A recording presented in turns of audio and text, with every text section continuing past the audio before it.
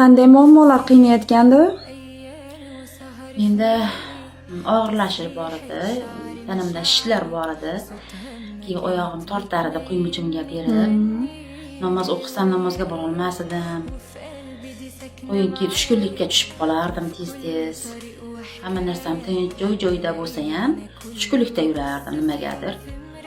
Endi mana Shahlo Rahimjonovaga a'zo bo'ldim. Endilikda mana bir oydan o'tdi a'zo bo'lganimga. Xudoga shukr, alhamdulillah. Hozir juda yaxshi.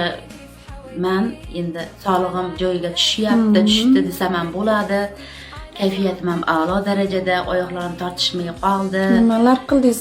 Stroyga parhez qildingizmi? Qat'iyan parhez qildingizmi? Yo'q, qat'iyan parhez qilmadim. Hamma narsani yeb ozdim, yengillashdim, hamma narsani yegan holatimda. Og'riqlaringiz qanday?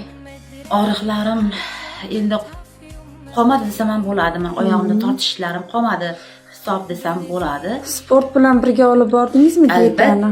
Albatta, sport bilan birgalikda ana shu menyular asosida, menyularni ham joy-joyida, o'rni-o'rnida yedim, ichdim.